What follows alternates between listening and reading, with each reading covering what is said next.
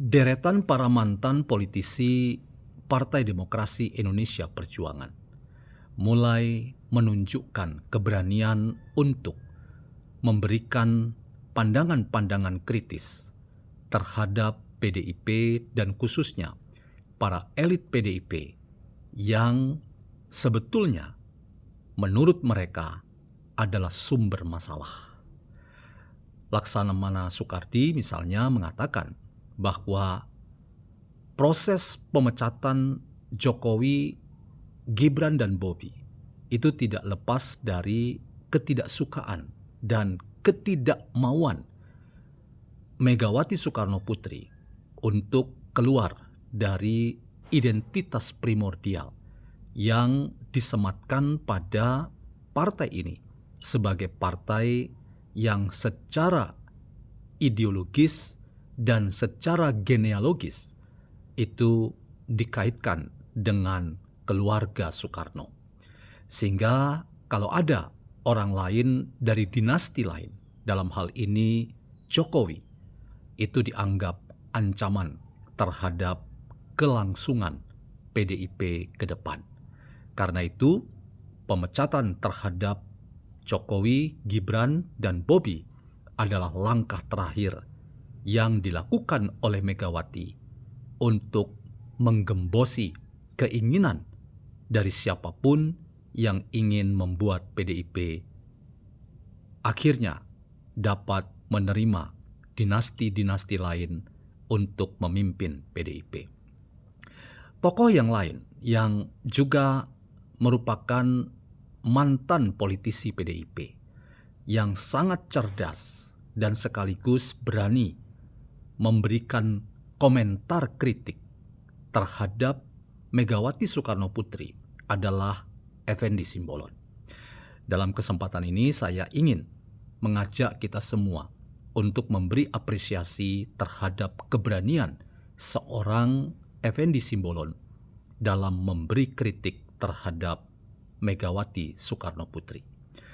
Selamat datang dalam channel Meragukan Filsafat, sebuah channel yang secara sadar dibangun untuk turut mengedukasi ruang publik virtual Indonesia dengan menawarkan alternatif berpikir dari lensa pemikiran filsafat untuk membaca fenomena sosial, politik, kebudayaan dalam konteks Indonesia kontemporer tanpa berpretensi untuk menggiring opini kita mempercayai pandangan-pandangan dalam channel ini.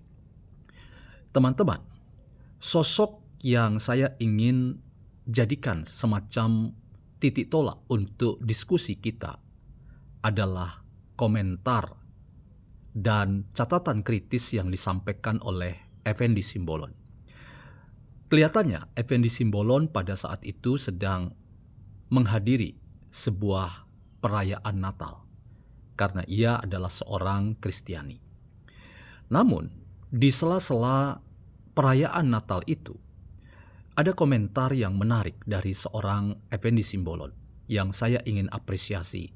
Ini adalah sebuah komentar cerdas sekaligus berani dari Effendi Simbolon untuk memberikan peringatan yang harusnya ditangkap sebagai pesan moral yang sangat baik dan konstruktif pada elit PDIP, khususnya top leader PDIP, yaitu Megawati Soekarno Putri.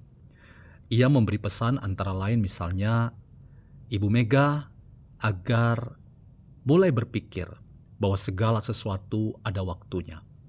Segala sesuatu ada waktunya, itu pasti pesan yang mau ditunjukkan oleh Effendi Simbolon.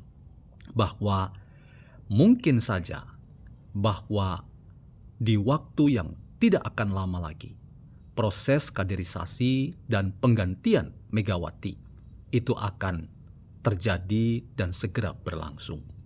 Tidak mungkin Megawati akan terus bertahan memimpin PDIP. Ia perlu diganti dengan tokoh-tokoh lain, dan tokoh-tokoh lain itu adalah kader-kader PDIP yang berusia muda untuk memastikan bahwa arah perjalanan partai ini akan terus berlangsung untuk hidup dalam dinamika politik dan demokratisasi di tanah air kita. Effendi Simbolon juga memberi pesan yang sangat keras ketika ia mengatakan bahwa pesan damai yang ia arahkan kepada Sang Ketua Umum Ibu Megawati Soekarno Putri adalah ketika ia mengatakan bahwa Megawati harusnya berpikir ulang mengapa ia membenci Jokowi. Apa kejahatan Jokowi sampai-sampai PDIP membenci Jokowi. Dan karena itu ia kemudian membuat semacam pesan damai agar Megawati berdamai dengan Jokowi yang ia benci. Pernyataan ini, teman-teman, adalah pernyataan yang menurut saya sangat keras, tegas, dan betul-betul memperlihatkan kepada kita bahwa sebagai politisi yang malang melintang lama bersama dengan PDIP, seorang Effendi Simbolon tahu sekali bahwa ada problem internal yang sangat akut dan begitu sangat mendasar terkait dengan problem di kalangan elit PDIP sendiri, yaitu roh kebencian yang menjadi kontraproduktif bagi PDIP untuk menghidupi proses demokrasi di dalam tubuh PDIP sendiri. Itu yang dilihat oleh seorang Effendi Simbolon. Jadi masalah utama dalam diri PDIP dan elit-elitnya adalah ketika roh kebencian itu membuat kekuatan PDIP diarahkan untuk selalu melihat orang lain itu tidak dengan cara pandang apresiatif atau cara pandang positif.